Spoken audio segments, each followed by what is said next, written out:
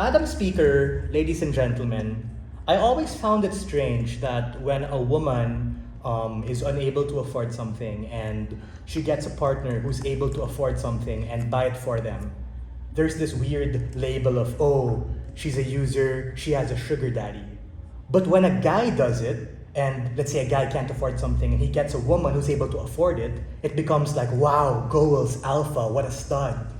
We think that women who want things in life are entitled to these things. We reject the lens that they tell us that you are materialistic and that you are being greedy, because we think that on average, these are valid choices for people to want to make.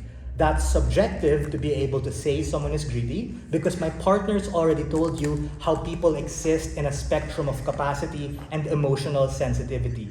Meaning, even if you're unable to afford something for a particular individual, your partner, then your partner has every capacity to be able to demand that from you. Now, this is where it's very important. Through this narrative, we're able to push that partner to be able to do his best, even if they're not able to give you everything that you want. On average, the relationship becomes better. But the round-winning case that we told you was, even if they're unable to provide that, is a point in which it's valid for you to want to end that relationship. It sounds super cruel, but guys, let's wake up to the real world. That's better than being cheated on. That's better than being stuck in this reality of disappointment, where over time, monotony leads to a complacent relationship wherein both of you are at a deadlock and both of you are not happy.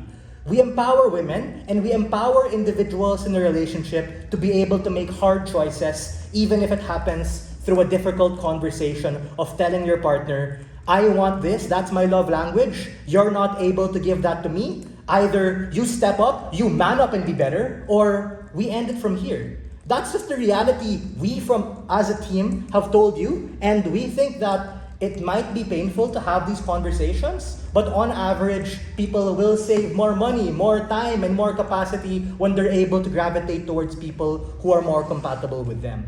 There are 3 reasons why their side cannot take this debate. The first is on this just strange burden of telling us that, oh, it's materialistic, it's mean, social media is bad. Guys, it's not about banning social media. I see social media all the time. Do I want to eat cool shit? Yeah. Do I want to travel? Of course. Who doesn't? That doesn't mean I fall into this existential rage and crying, no, I'm stuck here debating again every weekend and I can't go to Spain, I can't go to France. But that will push me to save. It will push me to want to go there with my girlfriend Belle someday. And we think that these truly are realities which are good. Because everybody has dreams, everybody has aspirations, and people want larger than life things. I shouldn't be labeled someone greedy or materialistic just because I want particular things.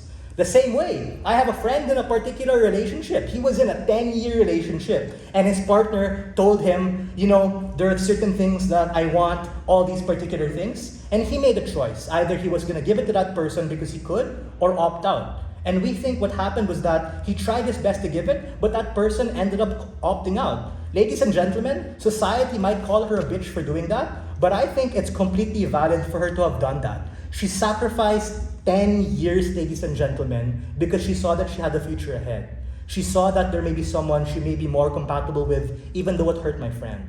So for all of these reasons, we think that women are entitled to these particular choices that they make. They shouldn't be scandalized for such. And more importantly, this narrative forwards an incentive structure wherein women are able to demand what's best for their partner, hold them to a higher regard, but if not, end it if they can't. And for all these reasons, opposition takes this round.